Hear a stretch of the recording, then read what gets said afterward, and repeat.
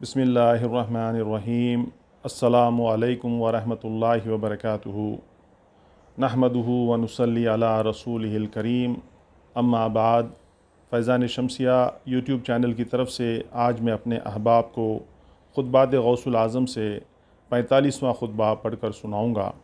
امید کرتا ہوں ان خطبات کو سمجھنے اور ان پر عمل کرنے اور عمل میں اخلاص پیدا کرنے کی توفیق اللہ سبحانہ و تعالی ہمیں ضرور مرحمت فرمائیں گے۔ چلیے پڑھتے ہیں۔ المجلس الخامس والاربعون، یعنی 45ویں مجلس۔ سرکار دو عالم صلی اللہ تعالی علیہ وسلم، اللہم صلی علی سیدنا و مولانا محمد معدن الجود والکرم و آلہ و بارک وسلم نے فرمایا، ملعون ہے وہ شخص جس کا بھروسہ اپنی جیسی مخلوق پر ہو۔ کثرت کے ساتھ اس دنیا میں وہ لوگ ہیں جو اس لعنت میں شامل ہیں۔ مخلوق میں ایک آدھی ہوگا جو اللہ تعالیٰ پر بھروسہ رکھتا ہے۔ بے شک جس نے اللہ تعالیٰ کی ذات پاک پر بھروسہ کیا، اس نے مضبوط رسی کو پکڑ لیا، اور جس نے اپنی جیسی مخلوق پر بھروسہ کیا، اس کی مثال ایسی ہے جیسے کوئی شخص مٹھی کو بند کرے اور ہاتھ کو کھولے تو اسے ہاتھ میں کچھ نظر نہ آئے۔ تجھ پر افسوس ہے، مخلوق تیری حاجتوں کو 1 دن، 2 دن، 3 دن اور 1 مہینہ، سال 2 سال میں پورا کر دیں گے۔ آخر کار تجھ سے تنگ آ کر تجھ سے اپنے چہروں کو پھیر لیں گے، تو اللہ تعالیٰ کی صحبت اختیار کر اسی کی بارگاہ میں حاجتوں کو پیش کر، یقیناً وہ تجھ سے دنیا اور آخرت میں تنگ نہ آئے گا اور نہ ہی تیرے حاجت روائی سے گھبرائے گا۔ صاحب توحید کے لیے اس کی توحید کی قوت کے وقت نہ کوئی باپ باقی رہتا ہے، نہ ماں، نہ دوست، نہ دشمن، نہ مال اور نہ مرتبہ، اور نہ کسی چیز کے ساتھ قرار و سکون بجز اللہ تعالیٰ کے دروازے اور اس کے احسانات سے تعلق رکھنے کے اس کے لیے کچھ بھی باقی نہیں رہتا۔ اے اپنے درہم و دینار پر بھروسہ کرنے والے، ان قریب وہ تیرے ہاتھ تجھے سزا دینے کے لیے چلے جائیں گے۔ جس طرح تو نے ان کو طلب کیا تھا، وہ درہم و دینار دوسروں کے قبضے میں تھے، ان سے چھین کر تیرے حوالے کر دیے گئے تاکہ تو ان سے اپنے آقا عز و جل کی اطاعت پر مدد حاصل کرے۔ بس تو نے درہم و دینار کو اپنا معبود اور بت بنا لیا ہے۔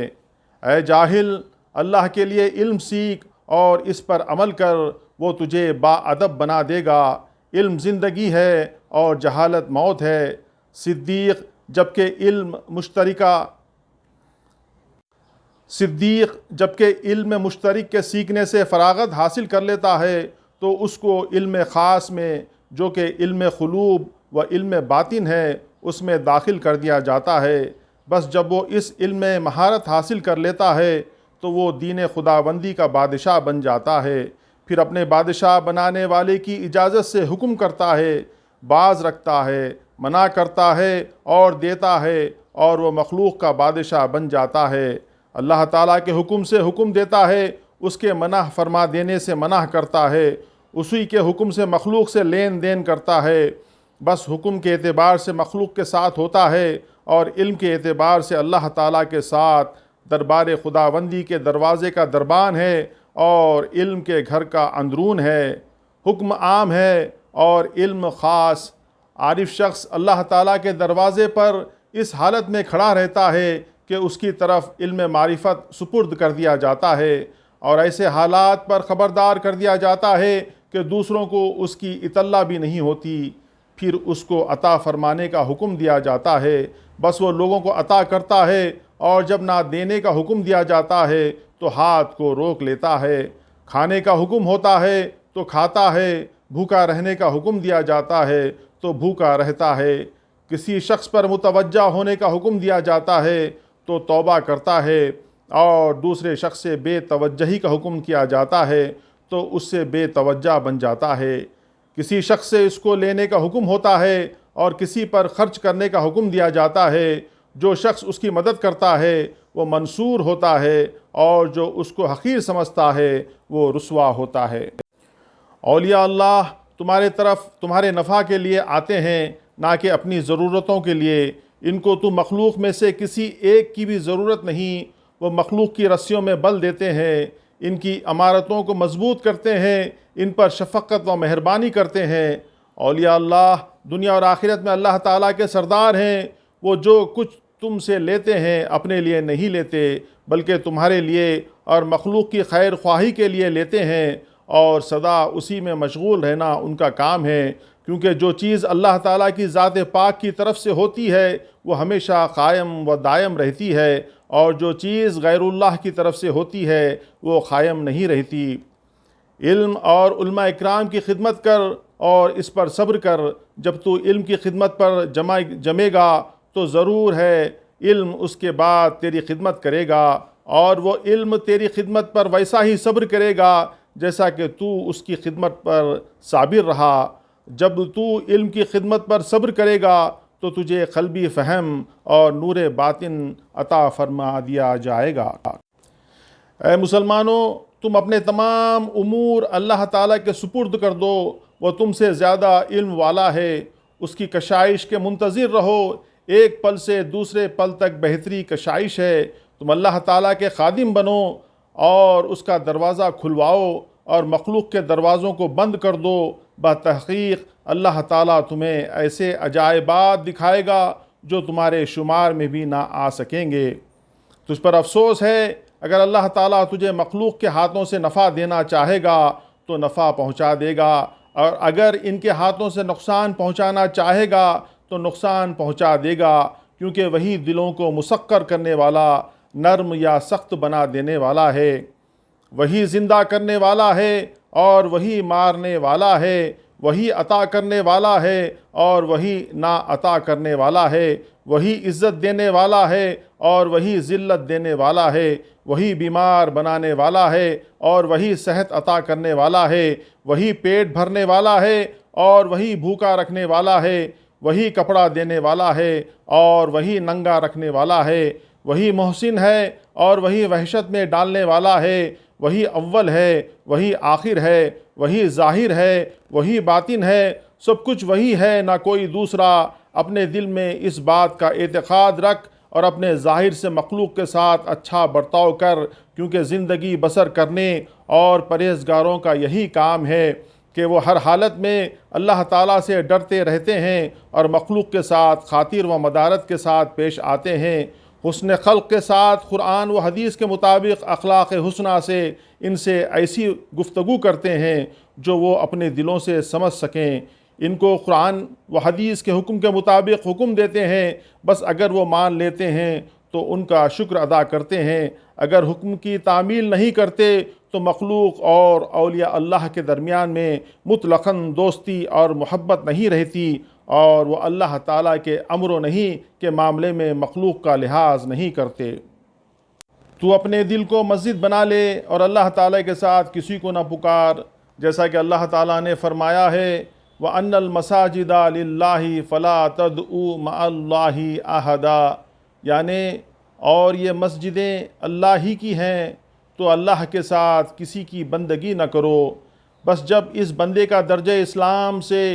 ایمان کی طرف، ایمان سے ایقان کی طرف، ایقان سے معرفت کی طرف، اور معرفت سے علم کی طرف، اور علم سے محبت کی طرف، محبت سے محبوبیت کی طرف، طالبیت سے مطلوبیت کی طرف ترقی کرتا ہے، تو اس وقت اگر غفلت کرے تو اس پر قائم نہیں رکھا جاتا، اور جب بھول واقع ہوتی ہے تو یاد دلایا جاتا ہے، اور جب سو جائے تو بیدار کر دیا جاتا ہے، اور جب غافل ہو تو ہوشیار کر دیا جاتا ہے، اور جب وہ پیٹھ پھیرتا ہے تو متوجہ کر دیا جاتا ہے، اور جب خاموش ہو جائے تو بلوایا جاتا ہے۔ بس وہ ہمیشہ بیدار اور صاف رہتا ہے، کیونکہ اس کے دل کا آئینہ ایسا صاف ہو گیا ہے کہ اس کا اندرونی حصہ باہر سے دکھائی دیتا ہے، اور اس کو یہ بیداری سرکار دو عالم نور مجسم حضرت محمد مصطفیٰ صلی اللہ تعالیٰ علیہ وآلہ وسلم سے میراث میں ملی ہے۔ نبی کریم صلی اللہ تعالیٰ علیہ وسلم کی آنکھیں سویا کرتی تھیں اور آپ کا دل بیدار رہتا تھا، اور آپ صلی اللہ تعالیٰ علیہ وآلہ وسلم جس طرح سامنے سے دیکھتے تھے ویسے ہی اپنے پیٹھ مبارک کے پیچھے سے دیکھتے تھے۔ ہر ایک کی یہ بیداری اس کی حالت کے مطابق ہوتی ہے، اور سرکار دو جہاں صلی اللہ تعالی علیہ وآلہ وسلم کی بیداری تک تو کوئی پہنچ ہی نہیں سکتا، اور نہ ہی کسی کو آپ صلی اللہ تعالی علیہ وآلہ وسلم کی خصوصیت میں شرکت کی قدرت ہے۔ ہاں اتنی بات ہے کہ آپ صلی اللہ تعالی علیہ وآلہ وسلم کی امت کے ابدال اور اولیاء آپ صلی اللہ تعالی علیہ وآلہ وسلم کے پس خوردہ کھانے اور پینے کے دسترخوان پر آتے ہیں، اور ان کو آپ صلی اللہ تعالی علیہ وآلہ وسلم کے مقامات عالیہ کے سمندروں میں سے ایک قطرہ اور کرامات کے پہاڑوں میں سے ایک ذرہ عطا فرما دیا جاتا ہے، کیونکہ وہ آپ صلی اللہ تعالی علیہ وسلم کے وارث ہیں، اور آپ صلی اللہ تعالی علیہ وآلہ وسلم کے دین کو مضبوطی سے تھامے ہوئے ہیں اور اس کے مددگار ہیں۔ آپ صلی اللہ تعالی علیہ وآلہ وسلم تک پہنچنے کا راستہ بتانے والے ہیں، اور آپ صلی اللہ تعالی علیہ وآلہ وسلم کے دین اور کلمہ اور شریعت کو پھیلانے والے ہیں۔ سلام اللہ و تحیاتہ علی الوارثین لہم الی یوم القیامتی۔ اللہ تعالیٰ کی سلامتی اور تحیات قیامت تک نازل ہوتی رہیں آپ صلی اللہ تعالی علیہ وآلہ وسلم پر اور آپ کے وارثوں پر، آمین۔ مسلمان نے دنیا پر نظر ڈالی، بس اس کو چاہا اور طلب کیا اور اپنے دل کو اس سے بھر لیا، بس دنیا نے اس کے دل پر قبضہ کرنے کا ارادہ کیا، اس پر اس مومن مسلمان نے دنیا کو طلاق دے دی، اس کے بعد آخرت کو طلب کیا، یہاں تک کہ اس کو بھی پا لیا اور اپنے دل کو اس سے بھر لیا، تب اس کو اندیشہ ہوا کہ کہیں آخرت اس کو مقید نہ کر لے اور اللہ رب العزت سے نہ روک لے، بس آخرت کو بھی اس نے طلاق دے دی اور اس کو دنیا کے پہلو پر بٹھا دیا اور آخرت کا فرض ادا کر دیا، اور خود اللہ تعالیٰ کے دروازے پر پہنچ گیا اور وہاں خیمہ گاڑ لیا اور اس کی چوکھٹ کو تکیہ بنا لیا۔ سیدنا ابراہیم خلیل اللہ علیہ السلام کی پیروی کر کہ جنہوں نے ستاروں کے بعد چاند، اس کے بعد سورج سے بے توجہی کی، اس کے بعد فرمایا کہ میں ڈوب جانے والوں سے محبت نہیں کرتا، جیسا کہ آپ نے فرمایا تھا انی وجہت وجہی للذی فطر السماوات والارض حنیفا وما انا من المشرکین، یعنی میں نے اپنا منہ اس کی طرف کیا جس نے آسمان اور زمین بنائے، ایک اسی کا ہو کر، اور میں مشرکوں میں نہیں۔ بس جب آستانہ خداوندی پر اس کا تکیہ لگانا مدتوں رہا اور اللہ تعالیٰ نے اس کی سچی طلب کو ظاہری طور پر جان لیا تو اس پر اپنے قرب کا دروازہ کھول دیا اور اس کے دل کو اپنے حضور میں باریابی کی اجازت دے دی، اور اس کے حالات و واقعات جو کہ دنیا اور آخرت کے ساتھ گزرے تھے دریافت فرمائے، حالانکہ وہ اس سے زیادہ خبر رکھنے والا ہے۔ بس اس نے اپنا تمام قصہ کہہ سنایا، تب اللہ تعالیٰ نے اس کو اپنا قرب اور انس عطا فرمایا اور ہم کلامی کا شرف بخشا اور اپنی رضامندی کا قلعت مرحمت فرمایا، اور اس کو اپنے علم و حکمت سے مالا مال کر دیا، اور اس کی طلاق دی ہوئی دنیا اور آخرت کو بلا کر ان دونوں سے اس کا جدید عقد کر دیا، اور ان دونوں کے درمیان شرائط نامہ لکھ دیا جس میں اس کو بھی کبھی اذیت نہ دینے کی ان پر شرط درج فرمائی، اور ان دونوں کو اس کا خادم بنا دیا